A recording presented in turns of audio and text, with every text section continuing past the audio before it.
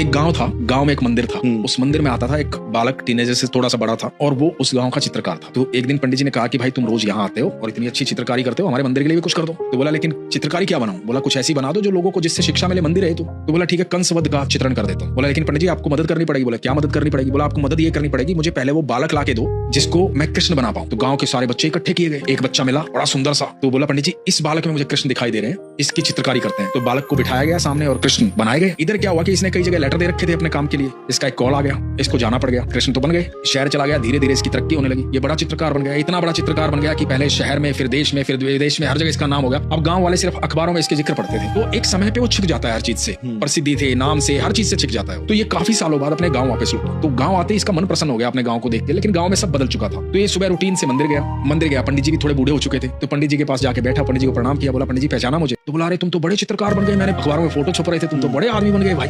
बोला मेरे को ईश्वर ने बहुत दिया पंडित जी, जितना मुझे चाहिए था उससे कहीं ज्यादा दिया। बोला लेकिन ईश्वर ने तो तुम्हें बहुत कुछ दिया, पर तुमने ईश्वर के लिए क्या किया? एक चित्रकारी बना के गए थे, वो भी अधूरी छोड़ रखी है। बोला अरे हाँ वो है अभी भी। बोला अरे हमने किसी को छेड़ने नहीं दिया, सुरक्षित आगे देखो। और देखा तो कृष्ण बड़े सुंदर बने हुए हैं, चित्रकारी उस समय की बनी, बड़ा खुश हो गया देख। बोला इसे पूरा ही कर दो। बोला पंडित जी पूरा तो कर दूं, लेकिन इसके लिए तो आपको पता है मुझे उस समय कृष्ण चाहिए था, अभी कंस चाहिए। तो बोले कंस चाहिए तो ठीक है, गांव के लोगों को इकट्ठा करते हैं। पंडित जी ने व्यवस्था की, सारे गांव के लोग इकट्ठा हुए। इसने सारे गांव में सबको देखा, इसको सबके भीतर लगा यार सब बड़े अच्छे इंसान है, हमारे गांव में तो कंस जैसा कोई है ही नहीं, जब तक मुझे फील नहीं आएगा मैं पेंटिंग नहीं बनाऊंगा। तो पंडित जी ने कहा कि अच्छा एक काम करो, जेलर जो है ना मेरा दोस्त है, तो हम जेल में चलते हैं, शायद वहां कोई कंस जैसा मिल जाए। तो ये लोग जेल में गए, पता लगा इतना बड़ा चित्रकार हमारे यहाँ आ रहा है। तो जेलर सीधा लेके गया कैदियों के पास, बोला कि आप जो भी चाहे, जिसको भी चाहे ले लें।